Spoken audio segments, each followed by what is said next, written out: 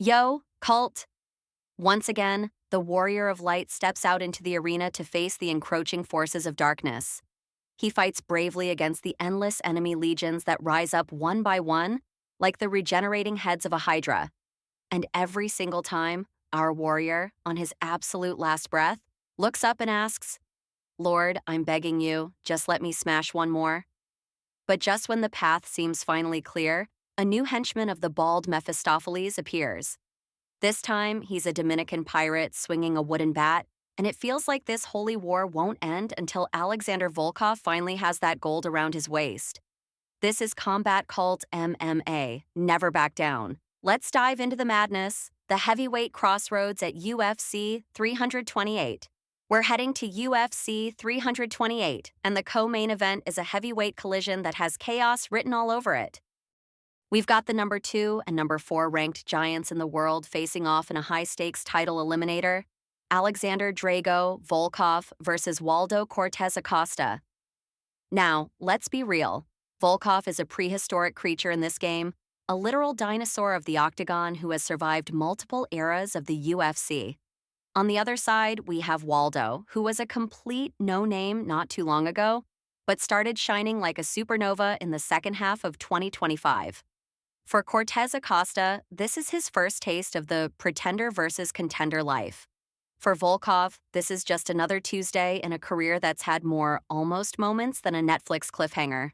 The wild thing is, in the current landscape of 2026, with monsters like Alex Poatan Pereira moving up and Josh Hokeet becoming a global phenomenon, this fight might technically decide everything or absolutely nothing. But if these two giants deliver a Fight of the Year contender, or someone scores a highlight reel knockout that breaks the internet, they'll force Dana White's hand. Today, we're breaking down the Russian Drago against the Dominican pirate. Is Volkov going to dismantle him piece by piece, or is Waldo about to flip the script again? Grab your tea, get that microwave sandwich ready, make sure the cheese is extra melted, and let's get to work. The legend of Drago, the truck that never hits the post. Alexander Volkov has been a top-tier heavyweight for so long it's hard to remember a time when he wasn't headlining fight nights.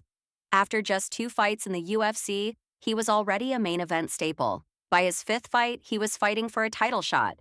But since then, his career has turned into that famous internet gif of the truck driving toward the bollard. It gets closer and closer, the tension builds, but it never actually hits. Every time Alexander gets within an inch of the belt, some crazy, unpredictable, heavyweight nonsense happens. In the past, people loved to blame Volkov himself. They'd say he chokes in the big moments or that he can't handle the elite pressure. But look at his recent run. In his last fight, he secured a gritty split decision over Jailton Almeida. Now, was there some luck involved? Maybe. It was a 50-50 toss-up. But considering how many times Alexander has been on the wrong side of a Hail Mary, never forget the Derek Lewis catastrophe, the universe finally paid him back.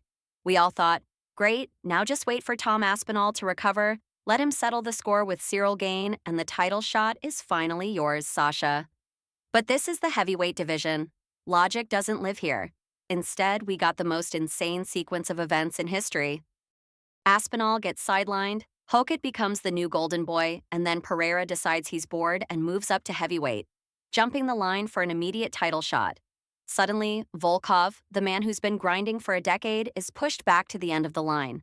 The fact that he called out Cortes-Acosta, a guy who wasn't even in the top 15 6 months ago, is a testament to his character. Massive respect to Volkov for this. He knows that in 2026, you can't just sit on your ranking and wait. You have to be active, you have to be loud, and you have to generate content. If you aren't fighting, you're forgotten. Waldo is a high-risk, medium-reward fight, but it's better than sitting out or taking a nightmare rematch with Curtis Blades or Sergey Pavlovich. Volkov is fighting for his legacy, and he knows he has to starve the newcomers to keep his spot. The rise of the Dominican pirate, Waldo Cortes-Acosta. Let's talk about the man standing across the cage, the proud son of the Dominican Republic, a former professional boxer, a baseball prospect, a father of 9, and a literal pirate. That is Waldo Cortes-Acosta. Just a few months ago, Waldo was arguably the trendiest heavyweight on earth. He was setting records for fight frequency, he scored that viral knockout over Ante Delia, and he started showing up with a black eye patch, calling out Tom Aspinall. The hype train has slowed down a bit as we hit the spring of 2026, but the UFC brass is still head over heels for this guy. Why? Because he's a company man. He's active, he doesn't complain about matchups, and he hunts for finishes. The UFC decided they're done testing him against mid-tier guys. They gave him the #2 ranked fighter in the world, a man who nearly finished Cyril Gane recently. This is a massive green light for Waldo. If he beats Volkov, he's the undisputed #1 contender. Well, after Poatan and Hokit get their turns. On paper, Waldo is a massive underdog. The odds are sitting around plus 240 for a reason. But we've seen him evolve. He used to be a boring decision fighter who just used his boxing to coast. His loss to Pavlovich was a snooze fest, but then something clicked. He turned into a soul snatcher, 3 knockouts in a row, including a very calculated and almost respectful dismantling of Derek Lewis. Waldo didn't rush, he waited, dropped the legend, and finished him with clinical precision. He showed that he can fight smart, which is the most dangerous thing a heavyweight can do. The technical chess match, Sniper versus Brawler 1. The striking battle. Volkov is still, pound for pound, one of the most technical strikers in the division. He's a surgeon with 10-ounce gloves. He doesn't just swing for the fences. He uses his 81-inch reach and 6 feet 7 inches frame to keep you in a danger zone where you can't touch him, but he can touch you. His karate and kickboxing background make his attacks unpredictable. He has 24 career knockouts, proving that while he's technical, his Drago power is very real.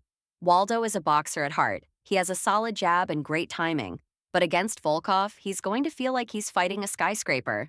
Volkov is 3 inches taller and knows how to use every bit of that height. If Waldo tries to box at range, he's going to get picked apart by Volkov's front kicks and long straight rights. 2. The ground game, the underrated factor. People love to talk about Volkov being weak on the ground because of the Almeida fight, but they forget that Volkov is a legitimate BJJ black belt. He survived 15 minutes of one of the best grapplers in the world and didn't break. Against Waldo, Volkov is actually the superior grappler. Cortes-Acosta is a boxer/baseball player. He doesn't want to be on the mat. If Volkov decides to mix it up and take this to the ground, Waldo is in serious trouble. Alexander has black belt skills that he's used to nightmare legends like Fabricio Werdum. 3. Experience and IQ. We're talking about a man with 50 professional fights. Volkov has spent more time in the octagon than most people spend at their day jobs. He's seen every style, every trick, and every scary newcomer. Waldo has 19 fights. While they're only 3 years apart in age, the mileage is very different. Volkov is in his prime IQ phase. His body is still holding up, and his mind is sharper than ever. The critical weaknesses. It wouldn't be a combat cult breakdown without looking at the flaws. For Volkov, it's his reactions. Sometimes his processor lags when a big looping shot comes in. He can get frozen by high-pressure brawlers. If Waldo can turn this into a dirty fight, he has a puncher's chance.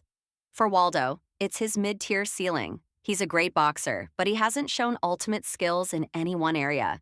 He doesn't have the wrestling of Blades, the freak power of Pavlovich, or the speed of Gaina.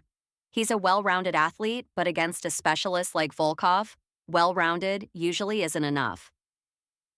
The final cult verdict. So, what are the chances for Waldo Cortes-Acosta? Honestly, I see them as very slim. Even with dad's strength and 9 kids to support, I don't see a path to victory that doesn't involve a miracle lucky punch. Alexander Volkov is just too big, too technical, and too experienced. He has spent 10 years at the absolute top of the UFC. He only loses to the elite of the elite, names like Aspinall, Gane, and Blades. Waldo is good, but he's not that level yet. I'm predicting a dominant clinic performance from Alexander Volkov. I expect a 30-27 decision or a late TKO in the 3rd round once Waldo gets tired of eating jabs and front kicks. Volkov is going to use him as a target for 15 minutes to remind the world why he belongs in the title conversation. If you believe the Warrior of Light is finally going to get that belt, or if you think the Dominican Pirate is about to sink the ship, let me know in the comments, smash that like button, subscribe to the channel, and tell your friends. The cult must grow. This was Combat Cult MMA. Never back down. See you in the next one.